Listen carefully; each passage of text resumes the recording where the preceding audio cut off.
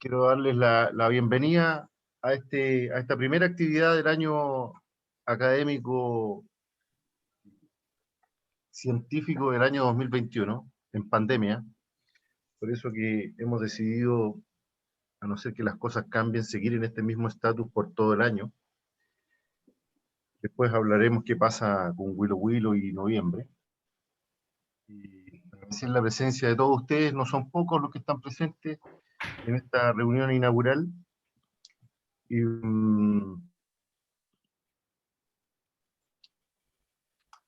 elegimos este tema el día de hoy por varias razones. Una, porque siempre se ha dicho que cuando hay muchas técnicas relacionadas con el manejo de una enfermedad es probablemente porque no hay una mejor que todas las otras. Existen hoy guías que nos permiten tener alguna recomendación de cómo actuar, más o menos orientadamente, dependiendo del tipo de quiste. Sin embargo, nos pareció razonable en saber cómo lo estábamos haciendo en Chile, cómo lo estábamos haciendo nosotros. Y este tema lo tocamos, creo yo, hace 8 o 10 años la última vez. Así que podemos tener quizás un consenso o por lo menos conocimiento de qué es lo que estamos haciendo cada uno de nosotros en diferentes partes. Esta sesión de hoy, que es quiste pilonidal,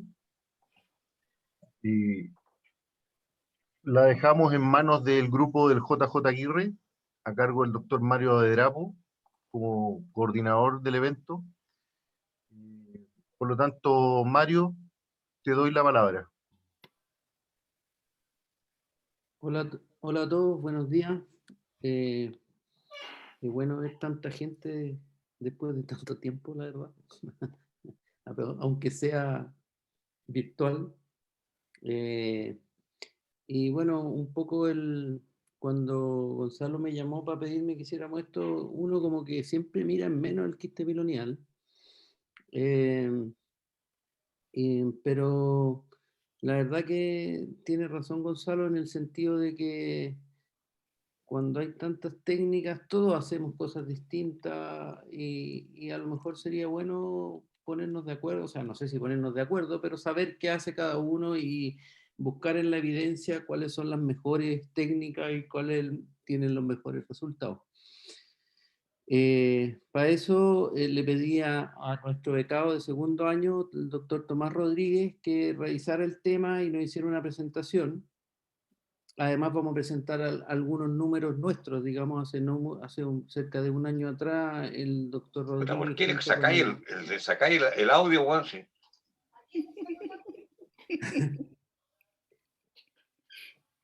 Y le pedimos entonces, hace un poco tiempo atrás, justo habíamos revisado nosotros la casuística nuestra del J, el doctor Rodríguez junto con el doctor Zambra habían estado viendo la estadística.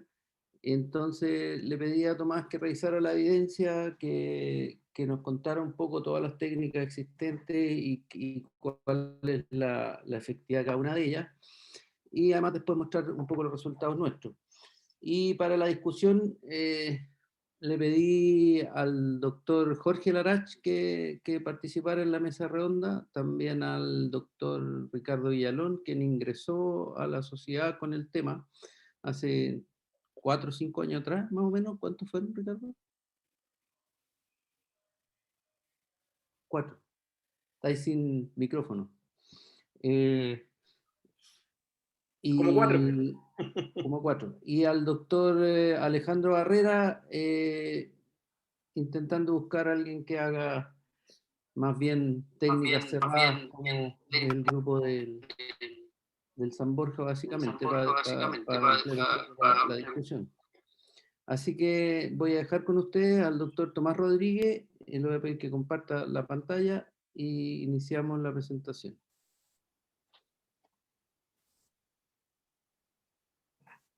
¿Se ve, cierto? ¿Sí? Sí. Ya, entonces hoy día vamos a conversar algunos temas importantes respecto a quiste sacrococcigio y... no me avanza la diapositiva.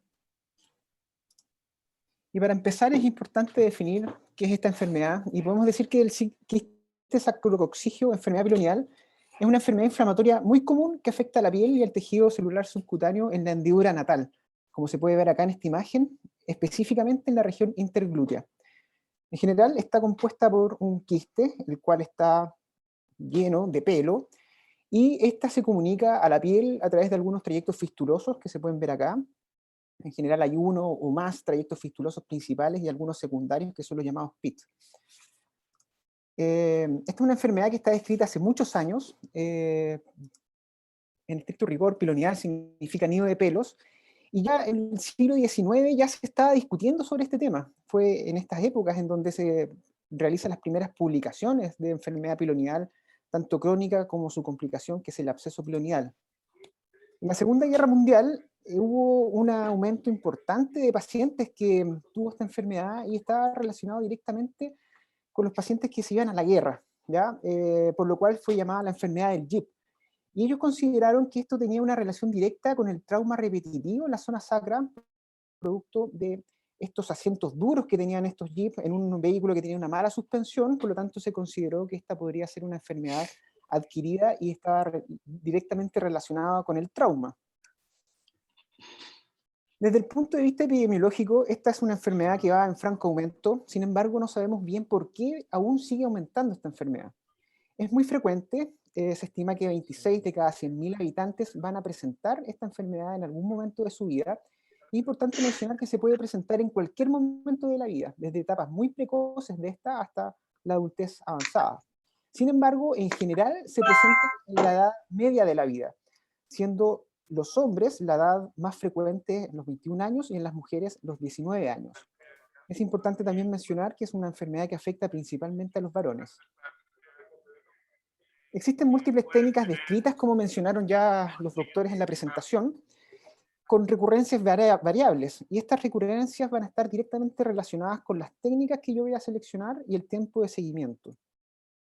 Se considera que es una enfermedad adquirida y los factores de riesgo principales son los que están acá descritos. En general se considera el sobrepeso y la obesidad un factor de riesgo importante, el sexo masculino, el hirsutismo, la historia familiar, la mala higiene, pliegue interglúteo profundo, y el antecedente laboral es un aspecto aún controvertido. No se sabe bien si la actividad laboral tiene algún rol fundamental en esto. Desde el punto de vista fisiopatológico, no está completamente clara cuál es la etiología exacta. Sin embargo, existen dos grandes teorías: la teoría de Bascom, que él considera una teoría hormonal, en donde él supone que las hormonas puberales que aumentan llegada a la pubertad, aumenta la producción en las glándulas sebáceas que se encuentran en la hendidura natal, con lo cual aumenta su producción, se producen cambios crónicos y agudos, y con esto hay alteración de los folículos pilosos produciendo la enfermedad. Karidakis, a su vez, tiene una teoría que es la teoría traumática, en la cual considera que el trauma repetitivo en la zona sacra produce grietas, desgarros, microheridas que impiden que el pelo que crece en esa zona pueda salir de manera adecuada hacia el exterior, produciendo finalmente la enfermedad. Sin embargo, es importante considerar que es muy probable que ambas teorías estén dentro de la fisiopatología de esta enfermedad. Lo que sí se sabe y se tiene muy claro es que son estos tres aspectos en común que tienen todos los pacientes con enfermedad pilonial, independiente en la etapa en que los encontremos. Siempre va a haber inflamación crónica, independiente a que nuestro paciente tenga una enfermedad asintomática. Segundo, va a haber presencia e invasión de pelo en el tejido celular subcutáneo, y esto va a ser en una piel que va a ser vulnerable. Desde el punto de vista clínico, es muy importante identificar en qué etapa se encuentra nuestra enfermedad. Acá podemos ver en el cuadro de la izquierda, la letra A, un absceso pilonial. Al medio, la letra B, enfermedad pilonial crónica asintomática o mínimamente sintomática. Y en el cuadro de la derecha, en el C, este es un paciente que tiene enfermedad pilonial crónica francamente sintomática, que en general cursan con dolor, aumento de volumen y secreción de larga data que tienden a manchar la ropa interior. Y esto es importante diferenciarlos porque nos va a determinar el tratamiento a seguir con nuestros pacientes. Dentro de los diagnósticos diferenciales más importantes está el absceso anorrectal. Acá tenemos un paciente que tiene un aumento de volumen con cambios inflamatorios claros cerca del ano, lejos de la línea media, aparentemente es fluctuante, y la verdad es que no queda mucha duda de que es un absceso anorrectal. Sin embargo, si esta misma lesión la presentamos en la línea media y quizás un poco más cefálico, perfectamente podríamos confundirnos con un absceso piloneal. Otro diagnóstico diferencial importante es la fístula anorrectal. Acá tenemos una imagen de un paciente que tiene dos lesiones, dos orificios fistulosos. La letra B está en el glúteo, relativamente cerca al ano, y la verdad es que es muy probable que sea un absceso, una fístula anorrectal. Sin embargo, en la letra A, el orificio fistuloso se encuentra en la línea media, y perfectamente nos podríamos confundir con un orificio fistuloso piloneal. Hay otros diagnósticos diferenciales importantes, como el Crohn perianal, hidradenitis supurativa, algunas otras afecciones cutáneas como abscesos, furúnculos, entre otros. Entonces, llegando a este punto, es muy importante hacernos una pregunta en relación al diagnóstico. ¿Necesitamos estudios complementarios para poder realizarlo? Y la respuesta es no. El diagnóstico de la enfermedad piloneal es un diagnóstico clínico. Una correcta anamnesis y un examen físico adecuado va a llegar al diagnóstico en prácticamente todos los pacientes. No requiere estudios de laboratorio ni imágenes. Sin embargo, en casos seleccionados, por ejemplo, en pacientes que tengan la enfermedad en ubicaciones poco frecuentes, múltiples recidivas o diagnósticos diferenciales dudosos, podríamos ayudarnos con ecografía o una resonancia nuclear magnética. En cuanto al tratamiento, como les comenté, es importante diferenciar en qué etapa se encuentra esta enfermedad, si el paciente tiene un absceso piloneal, si el paciente tiene una enfermedad crónica sintomática o mínimamente sintomática, o si nuestro paciente tiene una enfermedad crónica francamente sintomática. Los pacientes que tienen un absceso, el tratamiento es quirúrgico. El tratamiento solo con antibióticos no tiene cabida. El tratamiento es quirúrgico y es el drenaje. Este drenaje puede ser realizado en box con anestesia local, sin embargo va a depender directamente de la cooperación de nuestro paciente. Es importante mencionar que hasta el 60% de los pacientes va a presentar recurrencia en algún momento. Acá tenemos unas imágenes donde se ve el aumento de volumen y cómo se drena esta lesión, la cual idealmente debe ser lateralizada, por lo menos 1 centímetro lejos de la línea media, y debe ser lo suficientemente amplia para poder drenar absolutamente todo el material purulento. Como ya les mencioné, entre el 10 al 60% de los pacientes van a presentar recidiva luego de este drenaje, por lo tanto es muy importante explicarle esto a nuestros pacientes, para no generar falsas expectativas, porque es muy probable que van a requerir una segunda cirugía en algún tiempo más. Y esto está súper documentado en múltiples publicaciones, e incluso en las guías americanas de cirujanos colorectal. En los pacientes que tienen enfermedad crónica asintomática o mínimamente sintomática, el tratamiento no quirúrgico es una muy buena alternativa. Debemos considerar medidas higiénicas, debemos sugerirles a nuestros pacientes depilación láser o con crema y evitar el rasurado. Múltiple literatura avala esto, no vamos a verlas una por una, ¿ya? En los pacientes que tienen enfermedad crónica asintomática, como ya discutimos, existen múltiples técnicas y las vamos a clasificar en técnicas abiertas versus cerradas, con o sin excisión de la enfermedad, técnicas que cuando yo realizo un cierre primario va a ser en línea media versus lateralizada, y algunas técnicas que van a ser invasivas versus mínimamente invasivas. Vamos a empezar discutiendo las técnicas abiertas. Vamos a conversar brevemente sobre la fistulotomía de legrado, marsupialización, resección de la lesión y cierre por segunda intención, y la técnica de McPhee.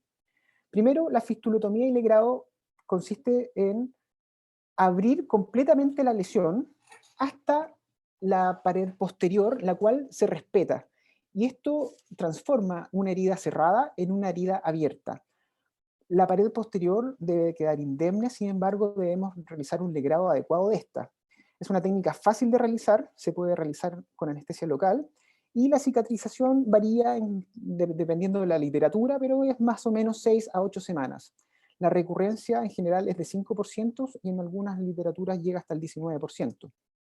En esta experiencia, publicado el año 2019, se ve un paciente acá en el cuadro A que tiene un orificio fistuloso, el cual es canulado con un estilete, se abre completamente la lesión hasta encontrarnos con la pared posterior del quiste, el cual se legra posteriormente, en este caso con una gasa. Luego los autores evaluaron cómo fue evolucionando la herida a través de las semanas, y más o menos a las 6 semanas tenemos una herida que está absolutamente cerrada. En esta experiencia fueron más o menos 300 pacientes, y el tiempo de cirugía fue súper corto, 15 minutos aproximadamente, La gran mayoría, prácticamente todos los pacientes fueron dados de alta precozmente dentro de las primeras 24 horas postoperatorio. Retorno laboral muy bueno, al tercer día aproximadamente el paciente estaba trabajando y no hubieron complicaciones tempranas importantes. Sus resultados fueron muy buenos, las curaciones fueron relativamente rápidas, entre 5 a 7 semanas, y las recurrencias bajas, que fueron entre 0% a 2,7%. Por lo tanto, estos autores concluyen que esta es una técnica fácil, efectiva, es reproducible y debiéramos considerarlas como primera opción terapéutica.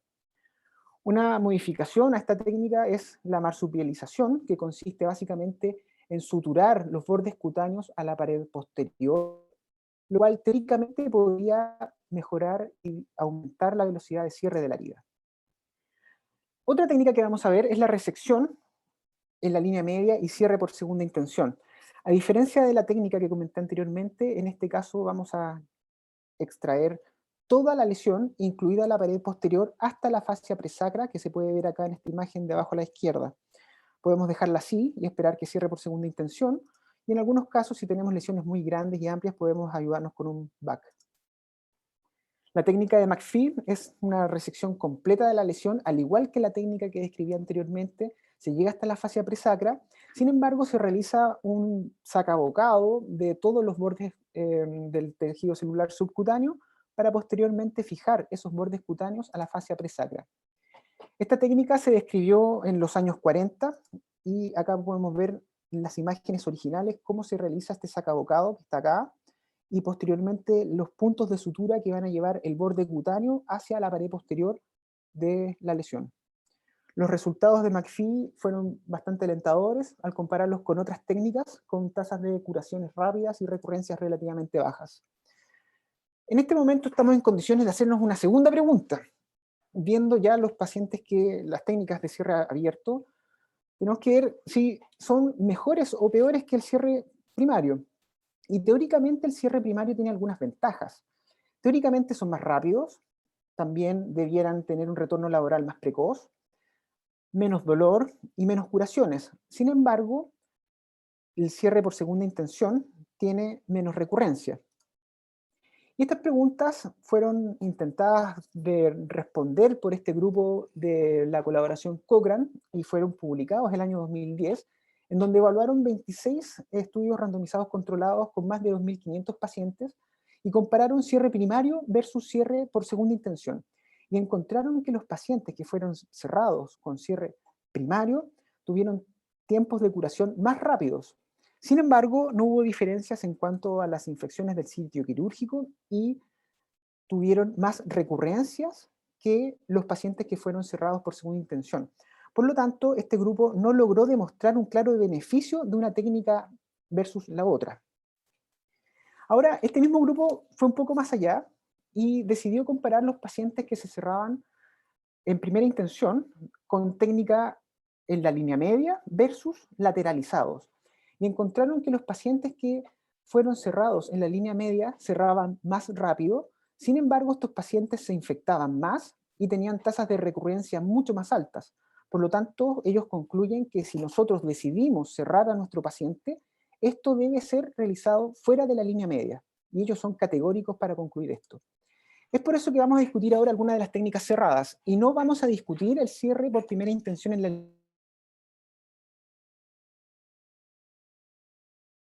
están aquí, y vamos a partir con la operación de Karidakis. La operación de Karidakis se publicó en el año 92, con tasas de recurrencia muy bajas y complicaciones también bastante adecuadas. En la publicación original se puede ver acá cómo es la técnica. El doctor Karidakis considera una excisión completa de la lesión de manera asimétrica, incluyendo la línea media, hasta la fascia presacra, como se puede ver acá, para posteriormente realizar un colgajo que se ve en la imagen del medio, y luego sutura hacia la fascia presacra, tejido celular subcutáneo y la piel, de tal manera de obtener una nueva línea media que va a estar lateralizada fuera un par de centímetros de la línea media original. Aquí tengo unas imágenes que me compartió el doctor Villalón, a quien aprovecho de agradecer. Este es un paciente que tiene enfermedad piloneal sintomática, la línea media se ve perfectamente, y lo primero que debemos pensar es en realizar una nueva línea media. Y la nueva línea media idealmente está lateralizada por lo menos unos 2 centímetros hacia la zona caudal y 1,5 centímetros a 2 centímetros en la zona cefálica, y posteriormente realizamos nuestro dibujo de cuál va a ser la excisión que vamos a realizar. Las incisiones y la excisión de esta lesión debe ser realizada con un bisturí hasta la fascia presacra y debe ser sacada en bloque, respetando absolutamente la pared de la fascia presacra. Acá tenemos una imagen de la pieza operatoria en donde se ve perfectamente la línea media y cómo la excisión de la lesión es absolutamente asimétrica. La hemostasia se realiza con compresas embebidas en solución fisiológica y epinefrina, y se puede realizar también electrocoagulación puntiforme de sitios de sangrado activo. Luego se realiza el colgajo que les mostré en las fotos anteriores para posteriormente realizar la sutura y generar nuestra nueva línea media que va a ser lateralizada. Puntos separados, puntos intradérmicos, la verdad es que eso es gusto del consumidor. Y acá tenemos el resultado en donde se cumple uno de los principios fundamentales de esta técnica, que es aplanar esta fosa pilonidal que está francamente aumentada. ¿Ya? Acá se ve cómo queda absolutamente plana. En cuanto a los resultados, tenemos literatura nacional e internacional que avalan los buenos resultados de esta técnica. La primera experiencia de Karidakis con casi 7.000 pacientes demostró morbilidades muy buenas y recurrencias bajo el 1%. Vanura el 2009 presentó 50 pacientes también con muy buenos números, morbilidades relativamente bajas de 10%, y en un seguimiento promedio de 30 meses no encontró recurrencias. Melconian 2013, morbilidades bajas con recidivia de 3.2, y Villalón también encontró muy buenos resultados con una casuística de 41 pacientes, seguimiento de más o menos 20 meses, sin recidiva. La siguiente técnica que les voy a comentar es la técnica de Bascom. Fue descrita en el año 80, que consiste en la extracción del folículo y del trayecto fistuloso en bloque, realizando previamente una incisión lateral, que es la que se encuentra acá, paralela a la línea media, por lo menos unos 2 centímetros de esta. Una vez realizada esta incisión, se realiza una tunelización con gasas o con pinzas Kelly, como se ve en esta imagen de acá, y una vez que me encuentro con la zona del quiste pilonial y de sus trayectos fistulosos, realizo resecciones en bloque. Las tasas de recurrencia son bastante buenas. Esta es la experiencia del doctor Vanura y de su equipo en el Hospital San Borja, presentada en el 2018, en donde tratan una serie de pacientes con quistes sacrococcígeos abscedados y encontraron muy buenos resultados. El 80% de los pacientes no tuvieron una buena evolución.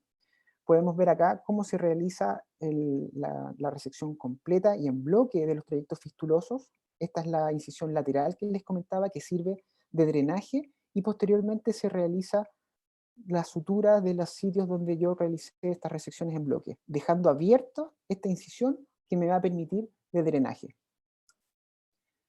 Hay otras técnicas, como el colgajos de Lindbergh, que me permiten realizar coberturas cutáneas en excisiones que pueden ser un poco más amplias, recurrencias bastante buenas, con tasas de infecciones muy aceptables. Acá tenemos un paciente en el cual se realiza una excisión completa de la lesión, y posteriormente con este colgajo de rotación soy capaz de darle cobertura cutánea completa al defecto, con resultados estéticos bastante interesantes y en general con buenas tasas de cierre de las heridas.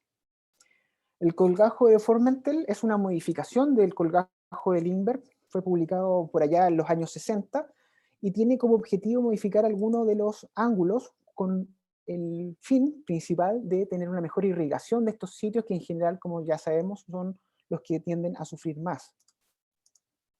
Hay otros colgajos, como colgajos de avance en BI, también con buenos resultados, con buenas tasas de recidiva, cetoplastías, entre otros.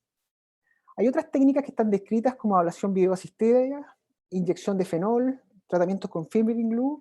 Sin embargo, la literatura no avala estos tratamientos, no está claro si sirven o no. La verdad es que actualmente no son primeras opciones terapéuticas. Viendo ya todas las técnicas, tenemos que preguntarnos cuál es la técnica que tiene mejores resultados, cuál es la que yo debiera utilizar. En este trabajo, que fue publicado en el 2002, ellos compararon resultados de cierre de pacientes que fueron cerrados por primera intención.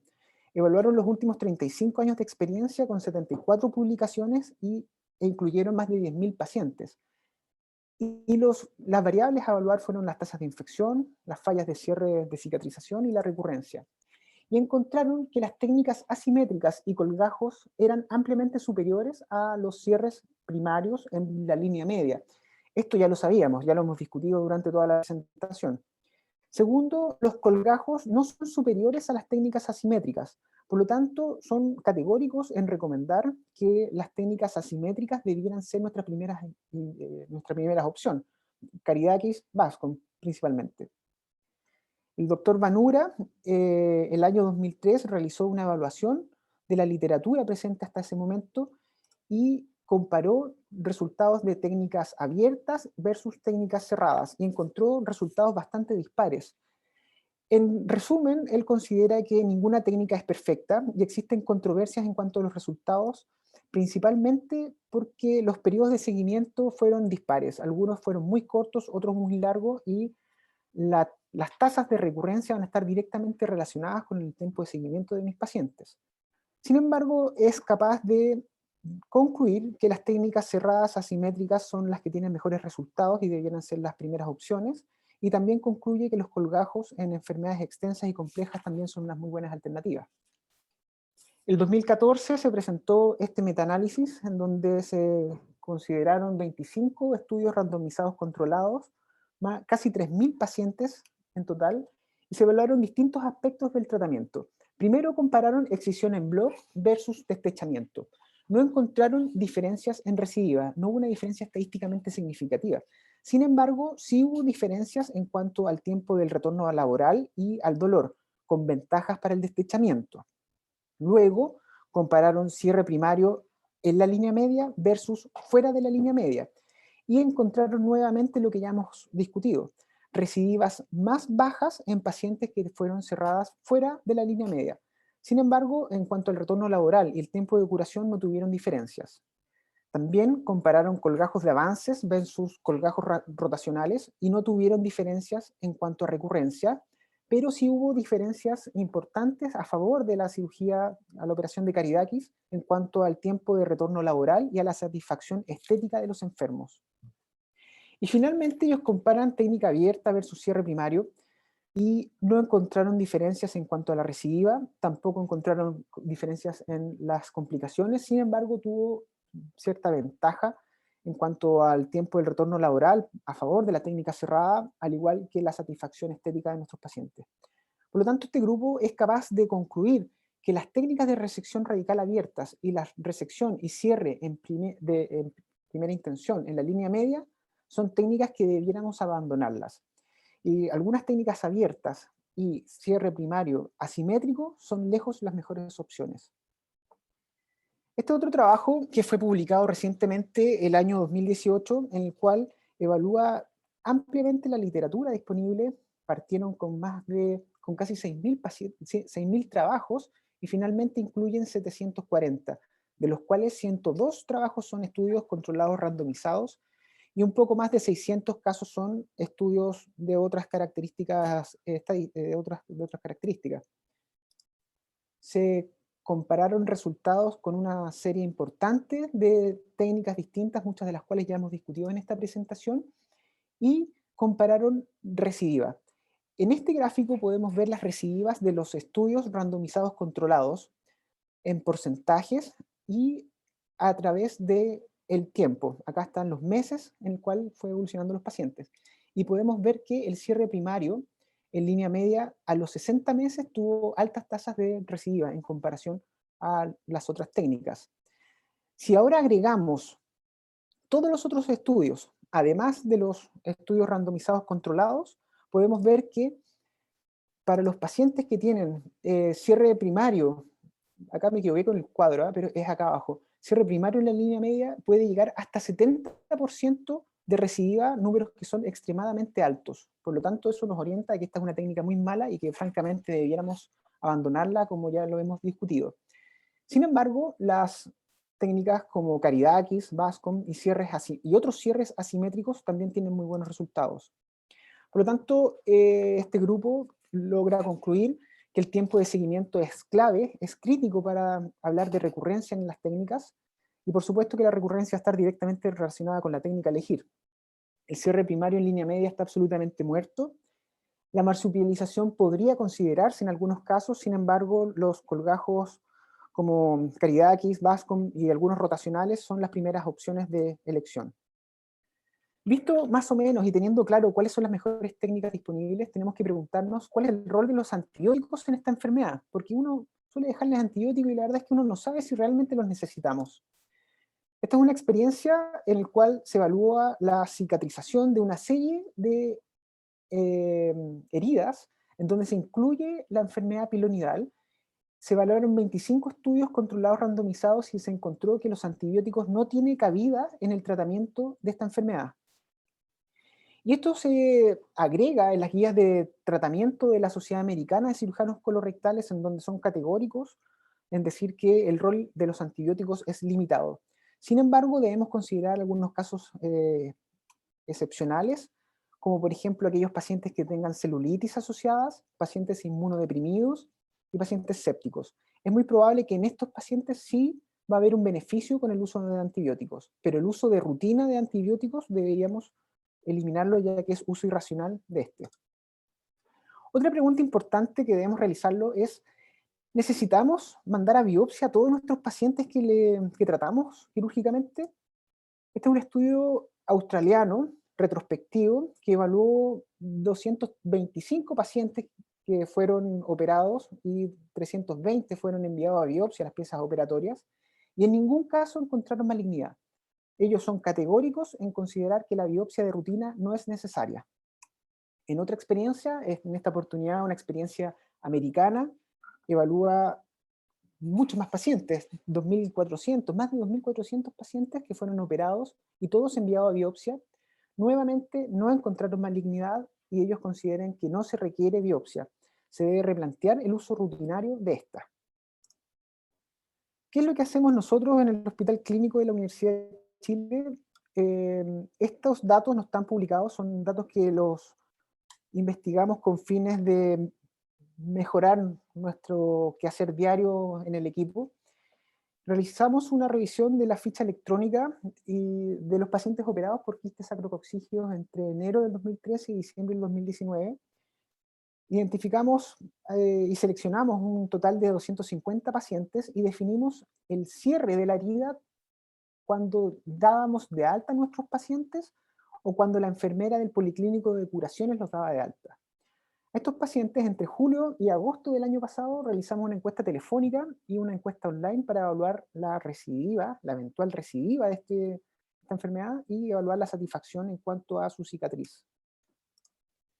Encontramos que la gran mayoría eran hombres, 61% de estos eran varones, con un índice de masa corporal de 26. El 55% de los pacientes presentaba historia de un absceso pilonial drenado anteriormente. 9.2% de los pacientes presentaba historia de cirugías previas por otras causas en relación al quiste pilonial. Y el tiempo promedio entre que se hacía el diagnóstico y la cirugía fue más o menos largo, de 17 meses. Como podemos ver acá, la técnica más utilizada es la marsupialización. Casi 60% de los casos se fueron tratados con marsupialización, seguido por el desteche, operación de Caridakis, más o menos 15%, y en menores porcentajes otras técnicas como colgajos, McPhee, entre otros. Los tiempos quirúrgicos que tuvimos fue, en cuanto al desteche, 24 minutos, marsupialización 35 minutos y la operación de Caridakis 45 minutos. Es importante mencionarles que esta cirugía generalmente la realizamos los becados de cirugía general o los becados de cirugía colorectal. Por lo tanto, podrían verse alterados un poco estos datos, se podrían deber a eso. En cuanto al tiempo del cierre y del alta, el desteche fue a las 6 semanas y la marsupialización más o menos a las 8 semanas. Logramos contactar a un total de 107 pacientes, de los cuales del 20% fueron operados con operación de Caridaquis, 80% con alguna técnica abierta. No encontramos recidivas en operación de Caridaquis, sin embargo en técnicas abiertas la recidiva fue de 4.6, la cual fue aumentando a medida que fue aumentando el tiempo de seguimiento. Cuando los pacientes presentaban presentaban recidiva o presentaban alguna complicación, en general lo que más frecuentemente ellos aquejaban es dolor. Dolor, enrojecimiento, aumento de volumen. A veces que se les abría la herida, pero en general eso eran las quejas principales. Y además, vía web, aplicamos una encuesta que realizamos el año 2019, la adaptación transcultural, y la publicamos en la revista de cirugía, nuestro grupo, que permite evaluar la cicatriz dependiendo de la visión que tiene el paciente. Es una encuesta rápida, sencilla, lo contestaron vía internet y nos la reenviaron.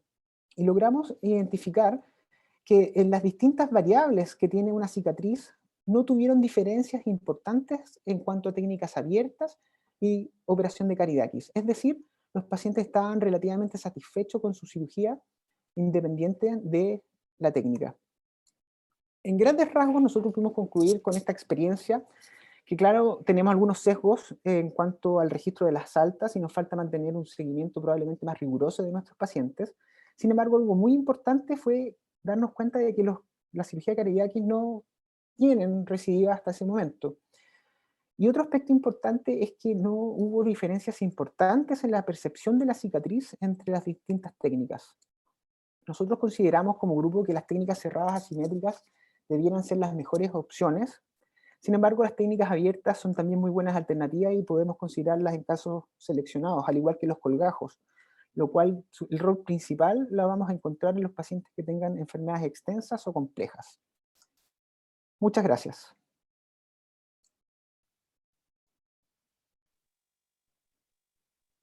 Bien, Tomás, muy buen resumen de la patología.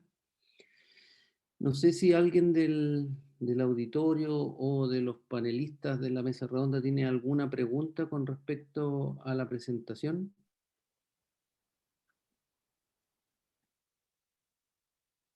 Yo acabo de hacer una pregunta a Tomás, escrita, detalle técnico. ¿Le dejan drenaje ustedes en esa casuística a los Caridaquis?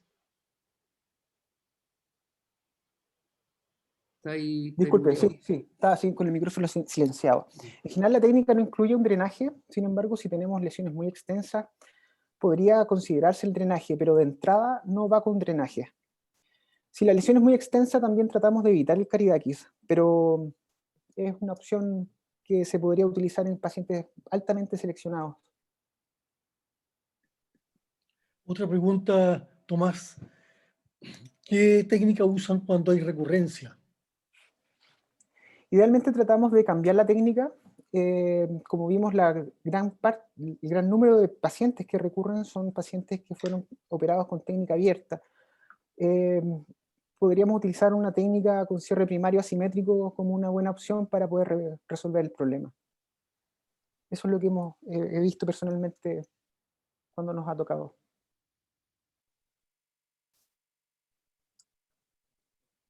¿Alguien más tiene alguna pregunta o comentario con respecto a la presentación?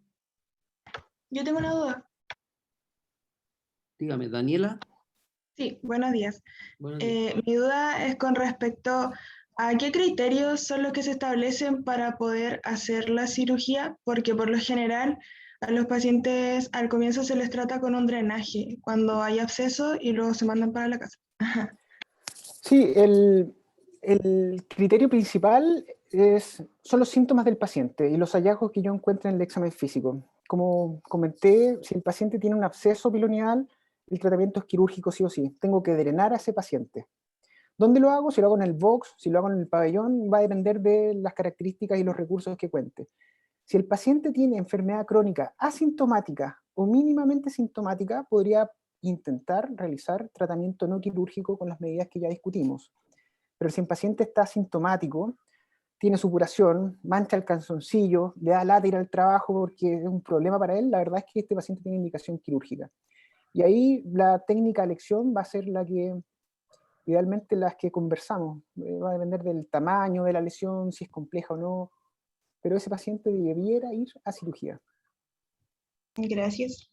Hay algunas consultas aquí en el chat, Tomás. Dice Carla Piña, pregunta, ¿qué tipo de drenaje se usa? La verdad es que nosotros tratamos de no usar drenajes, sin embargo, si se usa un drenaje, un Hemosuc es una muy buena opción.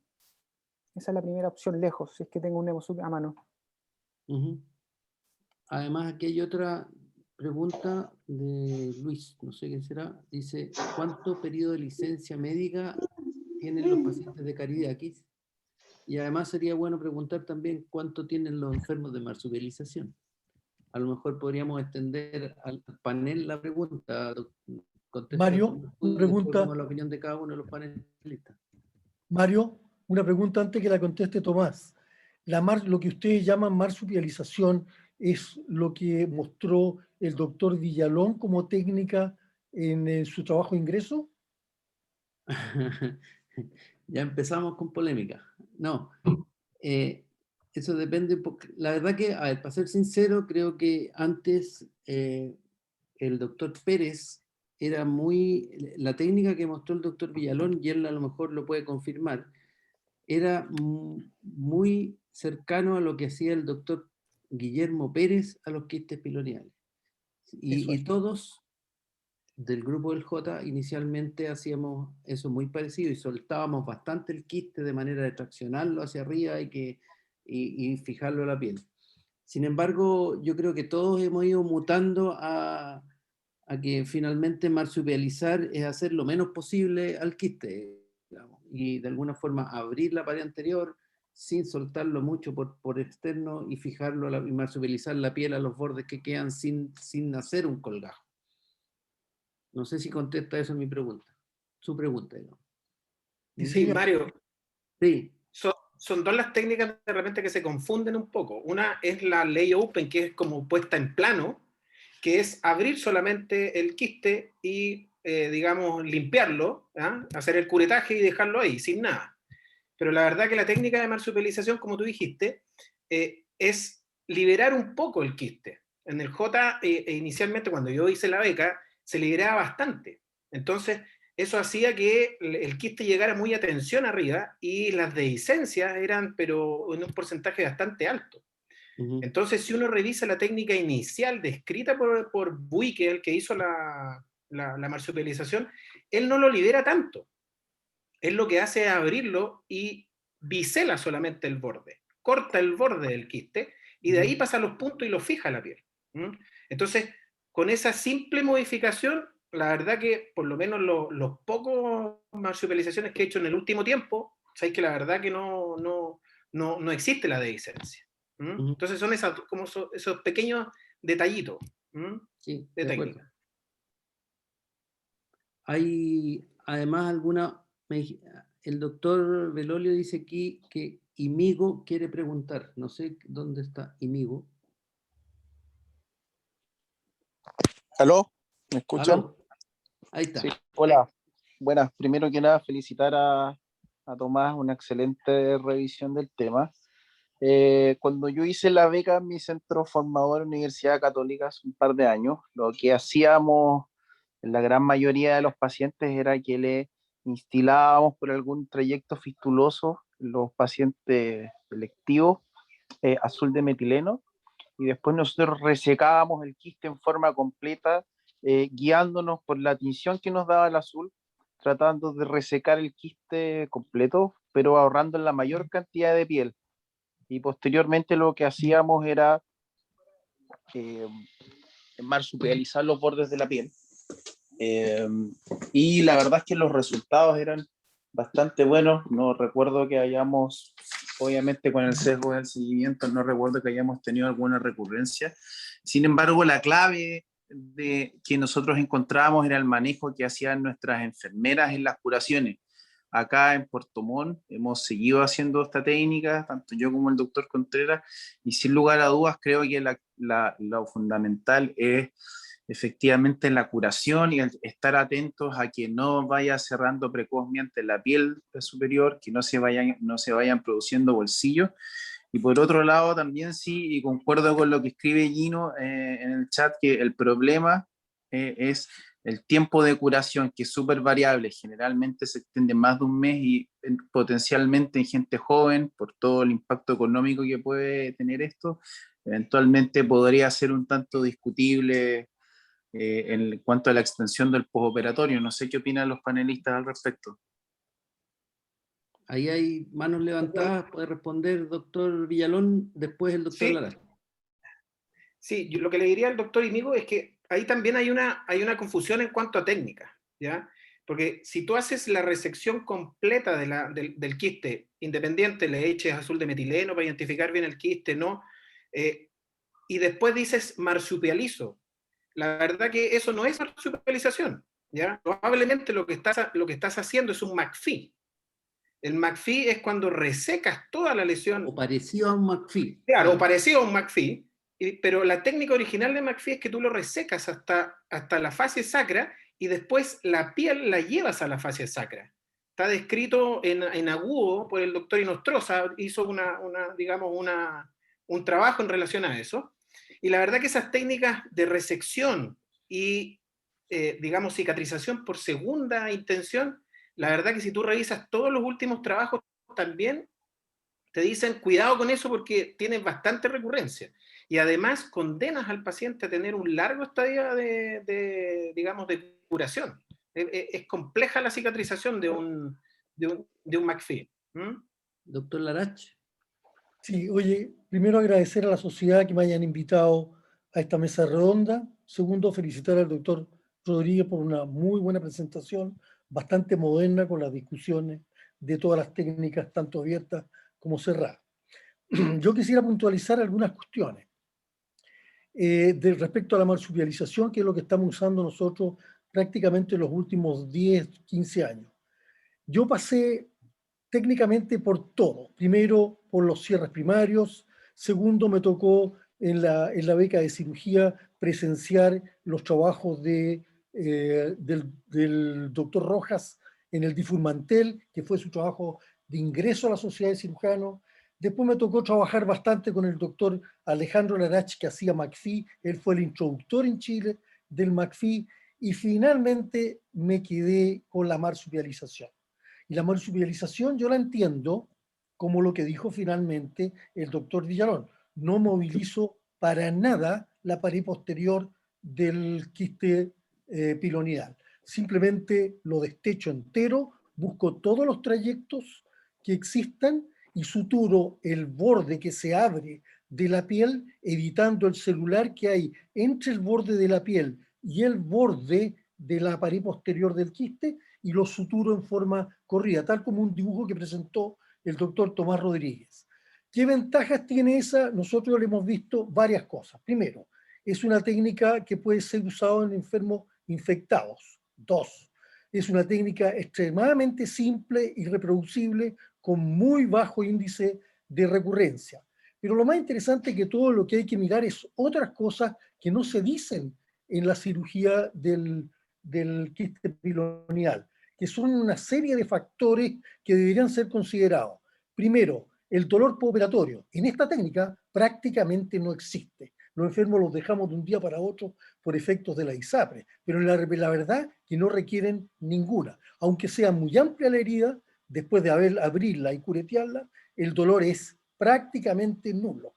No tienen ninguna incomodidad respecto a la postura que tengan que tener en el postoperatorio. No necesitan estar en ninguna posición especial. Pueden apoyarse sobre la pared posterior, lateral, etcétera, etcétera. O sea, el tipo no tiene ninguna restricción en ese sentido, por lo cual él puede volver a trabajar en el fondo antes de los 3 días.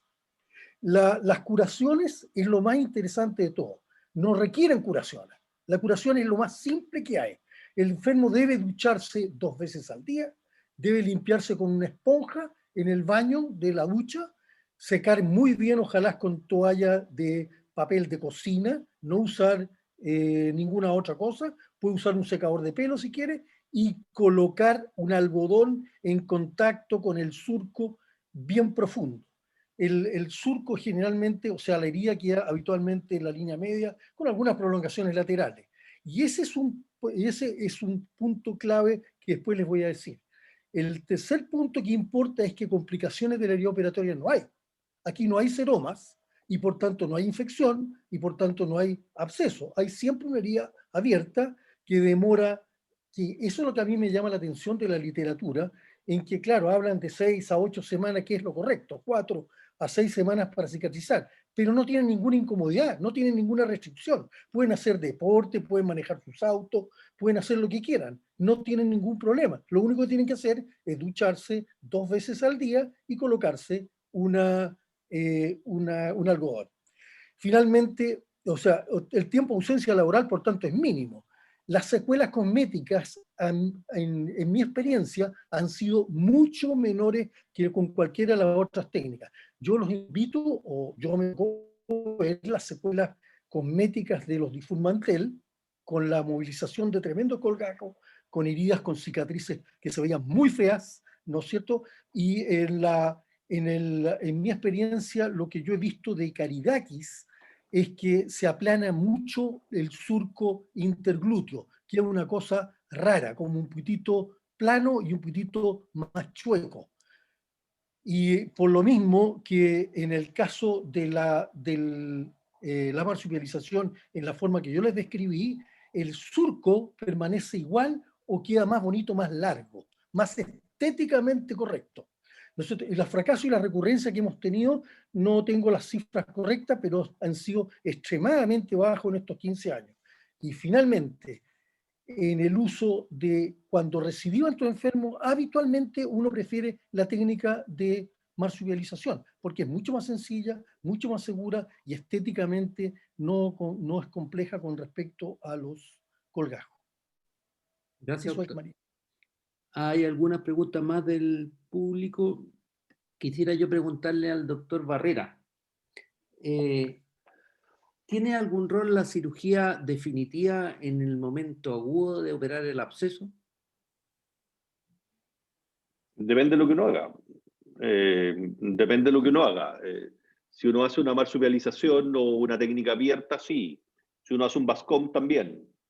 Si uno quiere hacer una técnica de resección cerrada, ya sea en la línea media o asimétrica, o una técnica con colgajo, yo no lo recomendaría.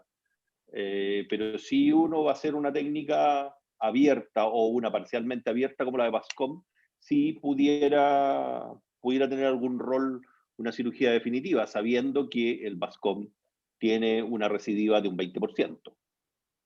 Ese es el vaso medio vacío. Si uno lo mira medio lleno, tiene una curación de 80%. No es una mala técnica, digamos, para un paciente que está absedado, si lo comparamos con el drenaje. O sea, quisiera volver un poquito atrás, digamos, porque Tomás tocó dos temas que a mí me parecen interesantes. Uno, el del quiste asintomático, de la enfermedad asintomática. Dejemos de llamarle quiste porque no es un quiste, digamos, porque no tiene pared propia. El de la enfermedad asintomática, el paciente que tiene los PITS, que tiene la fosita natal un poquito profunda y que no tiene síntomas. ¿Operar o no operar a ese paciente? La verdad es que es bastante discutible.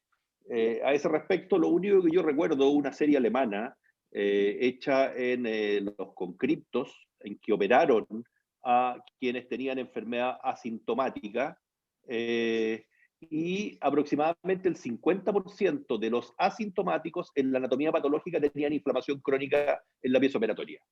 Entonces, a pesar de que el paciente no tenga síntomas, hay un fenómeno inflamatorio en la enfermedad asintomática. Entonces, yo creo que es plausible operar a esos pacientes. Segundo, tocó también el tema de los factores de riesgo. La verdad es que nosotros tratamos de evaluar cuáles son los factores de riesgo. Eso está publicado en la revista chilena de cirugía por el doctor Barnura, y vimos que el género no es un factor de riesgo en Chile. De hecho, en nuestras primeras series, cuando yo hice la beca, operábamos más mujeres que hombres, a diferencia del resto del mundo. Ahora yo diría que es más o menos igual, Segundo, la obesidad no fue un factor de riesgo comparado con los controles, y el hirsutismo en el grupo global tampoco fue un factor de riesgo y fue significativo solamente en los varones. Es decir, los varones con enfermedad pilonidal sacrocoxigia son más hirsutos que los controles que no tienen enfermedad pilonidal sacrocoxigia, pero no así las mujeres. Entonces, el tema de los factores de riesgo es un tema interesante a analizar. Cuando Karidakis analiza cuáles son los factores de riesgo y cuál es la fisiopatología de la enfermedad, uno de los primeros factores de riesgo es la profundidad de la fosita natal. Por lo tanto, en eso consiste la técnica, en aplanar la fosita natal, y por eso el paciente queda raro, como dice el Moncho, porque queda con la fosita más plana. Cuando yo hago cualquier técnica abierta, sea marsupialización, sea McPhee o sea lay open, la cicatrización va a dejar una fosita probablemente más profunda que la que yo tenía. Entonces, si yo creo en la teoría fisiopatológica de Karidakis de la generación de la enfermedad pilonidal sacrocoxigia, al hacer cualquier técnica abierta o en la línea media que recidive o que tenga un defecto de cicatrización, voy a agravar el defecto que genera el quiste pilonidal. Por lo tanto, es una técnica que yo no recomendaría si es que lo analizamos desde el punto de vista fisiopatológico. Ahora, tenemos que tener claro que los buenos modelos fisiopatológicos no siempre dan respuesta a los comportamientos clínicos, pero por lo menos desde el punto de vista de la teoría de Karidakis, las técnicas abiertas agravarían el hecho que genera la enfermedad pilonidal sacrocoxigia. Oye, Alejandro, yo ahí discrepo contigo, perdón que siga yo la discusión, digamos, pero yo no he visto nunca una marsupialización que quede más profunda la fosita natal. Habitualmente se rellena ese segmento que queda abierto y queda plano, más ancho, pero plano y no más profundo. Esa es mi impresión, no sé qué dirá el resto. Sí, no queda más profundo, digamos. Esperaría más profundidad de ese surco en un McPhee, ponte tú. Sí. Pero, claro. Oye, ¿hay alguna otra pregunta que a mí me parece interesante aquí? Hay una doctora Martina Figueroa que pregunta, en el fondo, si tiene algún límite de tamaño el quiste que vamos a reparar para hacer una marsupialización, o al final, si la técnica de marsupialización tiene algún límite de tamaño. Ricardo. Mira, yo en realidad en mi trabajo de ingreso, de hecho, una de las cosas que me hacía, digamos, indicar una marsupialización era el tamaño. La marsupialización creo yo que no tiene un límite en cuanto a tamaño. De hecho, uno de los quistes más grandes que he hecho lo hice con marsupialización, que tenía un montón de trayectos fistulosos y terminé abriendo todo y quedó muy grande, digamos. El que sí tiene un límite es el Karidakis, obviamente, ¿ya? Y dentro del trabajo, mi límite, digamos, de ancho de esa resección era más o menos 5 centímetros.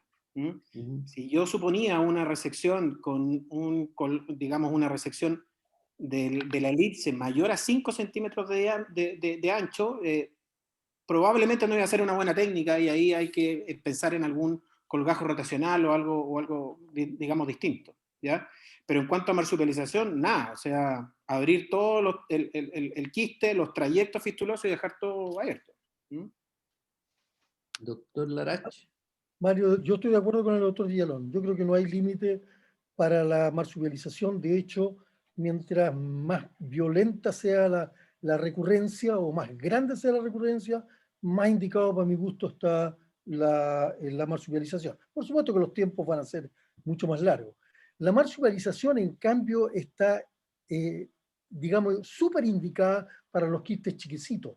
Y uno lo que hace cuando sutura el borde de la piel a los bordes posteriores del quiste, lo que está haciendo es retardar la cicatrización para que dé tiempo a que se rellene todo el espacio, que es una de las causas de la recurrencia. Los seromas y la aparición de quistes, de espacios en la cicatriz, eso es lo que da origen probablemente la recurrencia.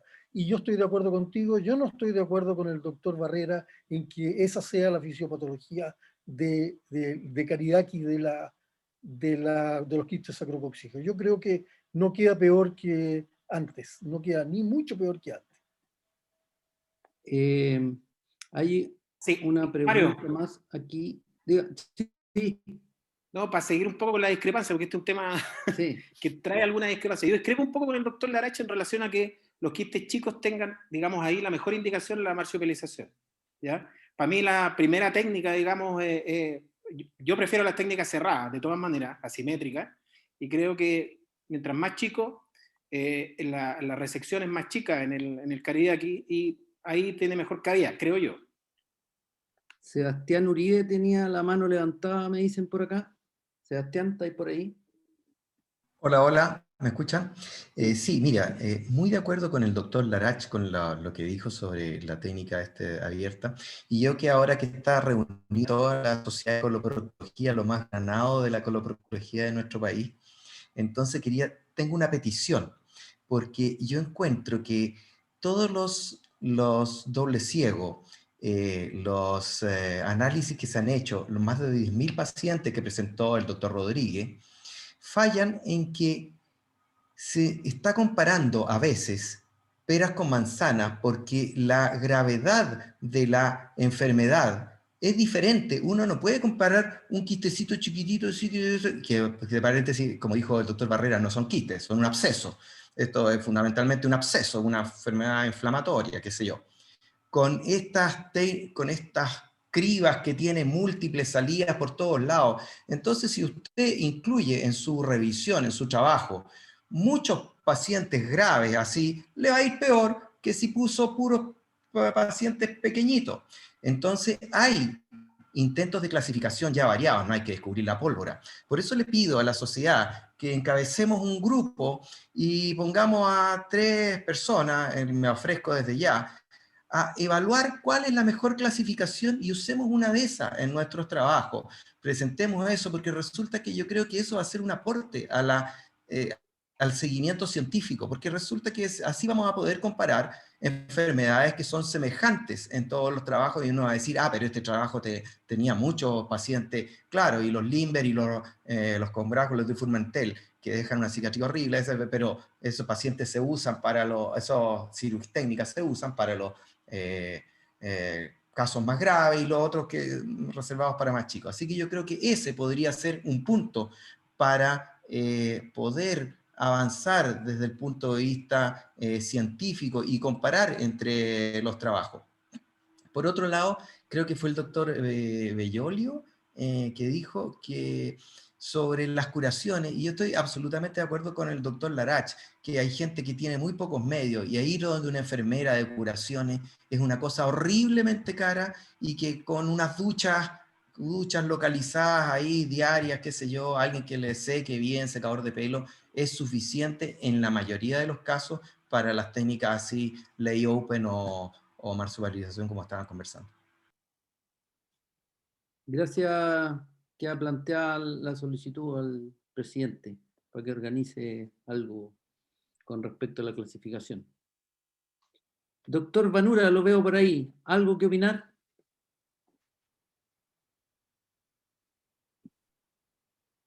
¿Aló? ¿Se Sí, escucha? Se escucha. Me gustaría decir solamente 2 cosas. Primero, que llevamos alrededor de 300 y pico enfermos operados, y la Kariaki es una técnica para la enfermedad simple. Y esa cosa tiene que quedar muy clara, que no es para la enfermedad compleja, con múltiples cistos fistulosos, ni con un tamaño excesivo. Ya lo dijo el doctor Villalón muy bien. Y lo segundo, que nadie lo dijo, y por eso quiero plantearlo, es muy importante qué tipo de quiste se está operando en términos de su historia clínica. Fíjense ustedes que en la serie de Mentes, uno de los que más ha publicado en Turquía, el 90% de los enfermos nunca tuvo absceso. Y es muy interesante la cifra que presentó el JJ Aguirre, que menos del 60% habían sido operados por un absceso. En nuestra experiencia, más del 90% de los enfermos ha sido drenado por un absceso con drenaje quirúrgico o espontáneo. Entonces estamos hablando de enfermos distintos. Si yo opero un número significativo de enfermos sin el antecedente de absceso, donde aparentemente también está indicada la cirugía, los resultados no pueden ser iguales que un enfermo que han tenido en la inmensa mayoría de los casos absceso, porque esto tiene que ver con la gran complicación que tiene la serie cerrada, la técnica cerrada, que es la acumulación de líquido que se infecta y que felizmente da una recidiva que es muy, muy desagradable para el paciente. Eso nomás. Doctor Contreras, lo veo por ahí también. ¿Algún comentario? Hola. Sí, yo había hecho una pregunta a Tomás o a cualquiera de los que están ahí en el debate a propósito del momento de sacar los puntos en las técnicas lateralizadas.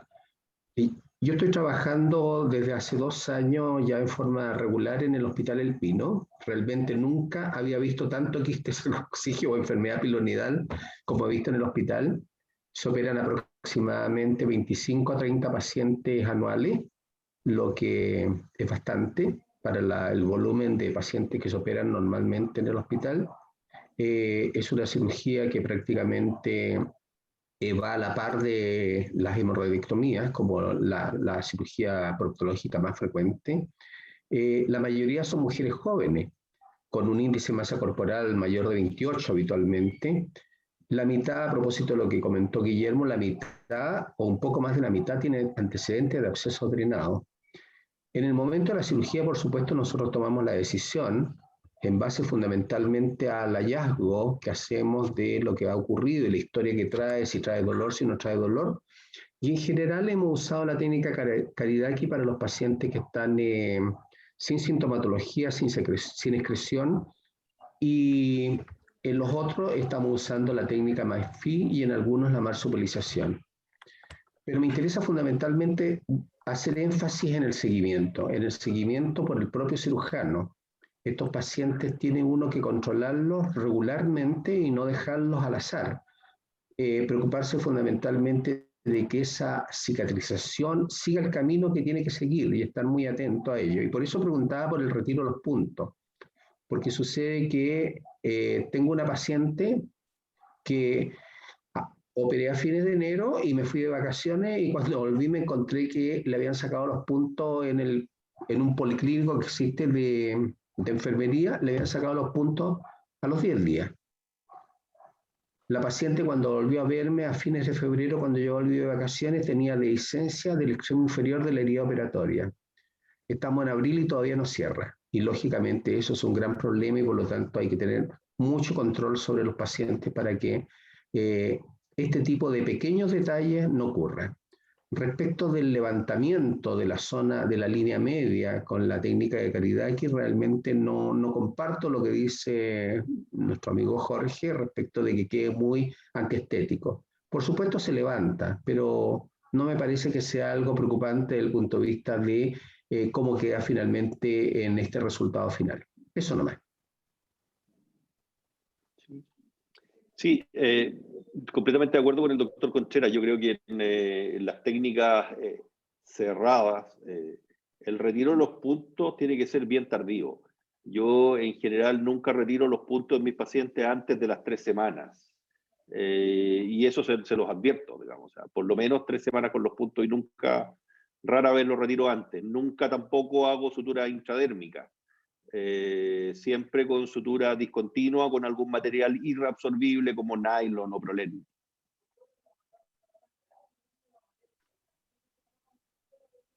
O sea, no es tan rápida la recuperación.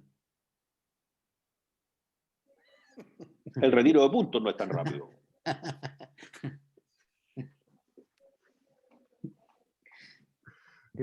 Pero, por ejemplo, ¿cuánto le dejas tú de licencia a un paciente que le haces una técnica abierta?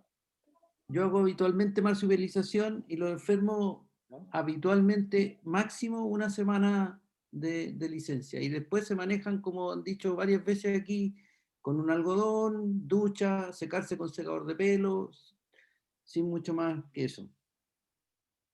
5 días de Depende licencia, también oye, un que son poco del malos. paciente y del quiste, obviamente, digamos. Si yo habitualmente, a propósito de lo que alguien preguntó aquí antes Yo a también, todos creo los pacientes les que dejo 12 días por lo menos para que se las paguen completas. Po.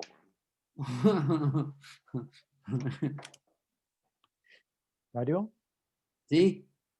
Ernesto, ¿cómo estás? Sí, hola, hola.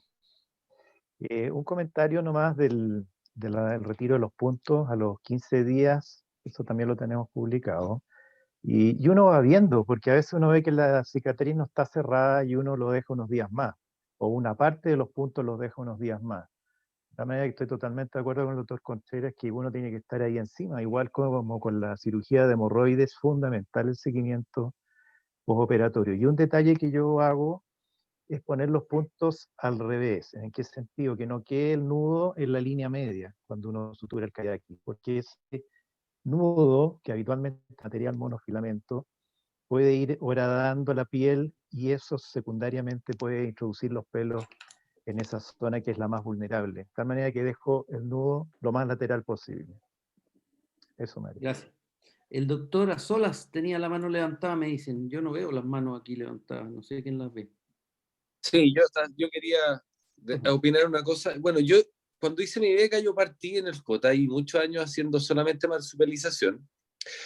Y después con mi amigo Villalón me enseñó a hacer el Caribe.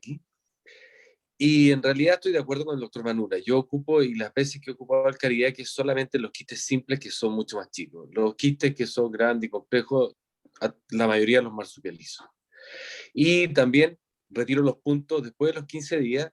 Y últimamente los pacientes, y sobre todo los que son mujeres, y todo estamos haciendo con el doctor Villalón intradérmico. Y no ha habido mucho problema en la dehiscencia. Eso. Hay otra cosa antes, volver atrás. Yo creo que sí hay que mandar igual el quiste a biopsia, a pesar de lo que dijo Tomás. Porque es importante. No porque hay una enfermedad maligna en el quiste, sino que porque hay que tener la biopsia que sacamos el quiste. Hay dos preguntas del chat que se me quedaron traspapeladas. Hay una pregunta interesante que dice, ¿hay alguna experiencia de tratamiento endoscópico de los quistes piloneales en Chile? ¿Alguien sabe algo? Yo que sepa, no. ¿Alguien ha hecho alguna prueba con...? No, lo más cercano a eso quizás el doctor Contreras podría contarnos, él tiene una experiencia de inyección de fenol en los quistes. Sí, hace muchos años, en la década del 80, se me ocurrió, a propósito de las publicaciones de la literatura, empezar a hacer unas inyecciones de fenol en pequeños cuadros de enfermedad pilorial, en la cual fundamentalmente había orificios fistulosos y con un seguimiento muy estrecho, por cierto. Logramos juntar 12 pacientes, los cuales la mitad anduvo muy bien. Los otros finalmente terminaron operados con la técnica que usábamos en esa época, que eran fundamentalmente resección y cierre primario, o McPhee. Pero esa es la única experiencia que teníamos al respecto y posteriormente no lo seguimos usando. Hay un argentino de Córdoba, ¿de dónde? Que tiene una experiencia usando un aparato de estos que usan para las fístulas también y que... Para las fístulas. Sí, muestra buenos resultados, pero la verdad que aquí en Chile creo que nadie tiene experiencia. Otra pregunta, dice que básicamente qué tipo de sutura recomiendan para la marsupialización. Yo lo voy a contestar rápido, básicamente sutura reabsorbible y dependiendo del gusto del cirujano, punto separado o continuo. Hay dos manos más levantadas, me dicen acá. Hay una pregunta también en el chat que, Mario, antes hay una pregunta interesante de la Antonella, si hay algún rol de la depilación definitiva con láser. Sí. La verdad es que yo le he indicado solamente una vez en un paciente, un varón que tenía mucho hirsutismo, el doctor Mancilla, que estaba por ahí, se debe acordar, porque un paciente que me mandó a él después de como la quinta recidiva, a ese paciente le hicimos un colgajo y después del colgajo le indicamos depilación láser, que como había tenido tanta recidiva, el seguro se la aceptó y le pagaron la depilación láser. Le salía más barato eso que pagarle otra cirugía. Yo los mando a casi todos los que puedo a depilación láser. Ricardo, ¿alguien más? También, digamos, o sea, hay cosas que uno tiene que manejar. Uno sabe que el origen de esto es el pelo. Entonces, hay teorías que dicen que es el pelo de la zona, otros que dicen que es pelo que cae en la zona. Eso no lo podéis manejar. Entonces, lo que podéis manejar es el pelo en la zona local, digamos, y eso le indico el rasurado o la depilación láser. El resto, nada. Y que no engorden, que ese es el otro factor importante. Oye, mírame a mí la cabeza, a mí no me ha caído ningún pelo ahí. Rudy, ¿estás por ahí? Me dicen que estás con la mano levantada. Sí, hola. Primero que nada, saludar a todos y qué bueno vernos. Un poco compartir la experiencia que uno ha tenido acá en el sur. Y yo creo que habiendo tantas técnicas descritas, al menos mi conducta es trato de ajustar la técnica a la indicación, no usar una técnica así como para todos los pacientes igual, sino que para cada paciente en particular.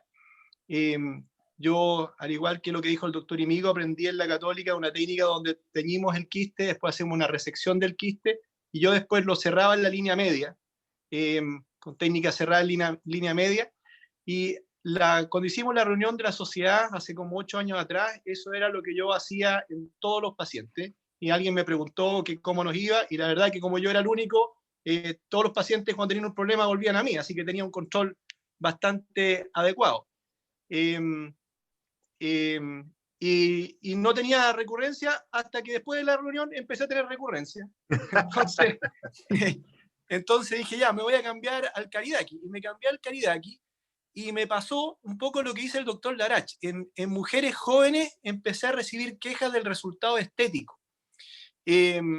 Entonces, lo que en este momento hago es habitualmente a los hombres les hago Karidaki, a las mujeres les tengo una foto de los resultados y tengo una conversación con ellas. Les hablo, digamos, que el hecho de hacerlo línea media es a costa de un mayor riesgo de recurrencia. Y muchas veces, para mi sorpresa, ellas deciden asumir ese riesgo y hacer una técnica de línea media. Y a los pacientes que vienen con una enfermedad muy fisturizada, con contaminación, operada muchas veces, le hago una resección y un McPhee, que es una técnica de uso muy excepcional, la he hecho en forma muy excepcional, y más o menos en esa, digamos, trilogía me manejo tratando de adaptar la técnica que elijo al paciente que tengo adelante. Eso es lo que quería contarles. Doctor Riveros.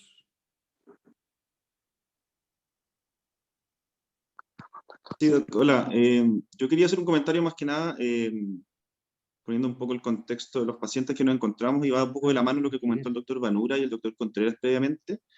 Yo trabajo en el San Juan, hospital público, hago mi beca en el San Borja, hospital público, pero tuve un par de estadías en el J, y pude ver las dos realidades, y como decía el doctor Vanura, el paciente que nos llega al hospital público, en general es un paciente que viene con varios episodios de sedación previa, es un paciente que llega derivado, no tenemos consulta espontánea con la proctología a nivel de los hospitales públicos.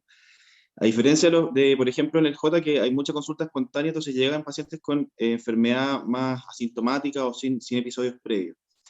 De la misma forma, la disponibilidad de curaciones en el J, por ejemplo, era espectacular. El poli de curaciones es excelente. Entonces, si bien ellos, allá en el J yo vi mucha técnica abierta, tenían excelentes resultados, con un muy buen acceso a las curaciones.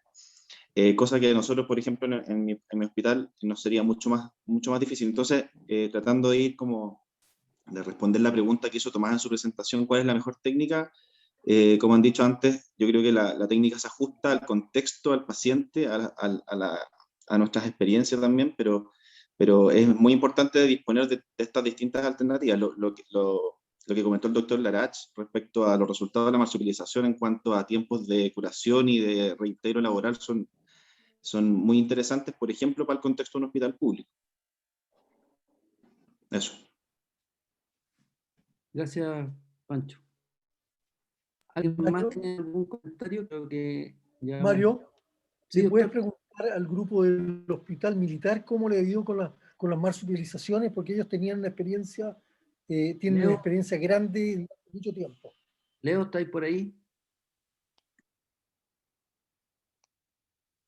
¿Quién más del militar? Puede ser.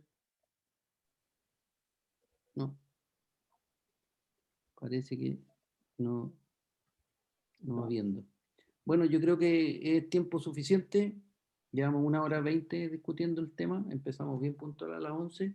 Así que entrego el control al doctor Campaña. Yo lo único que sé es que no me voy a operar contigo porque hay muy poca licencia. Bueno.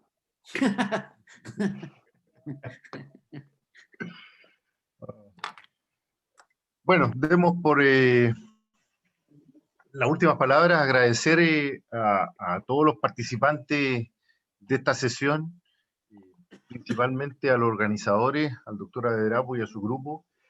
Y cómo no felicitar a Tomás, una extraordinaria presentación, muy buena Tomás, te felicito. Y a todos los participantes de la discusión, que estuvo bastante enriquecedora con detalles técnicos, la verdad es como lo hago yo, parece ser una buena forma de discutir una técnica quirúrgica.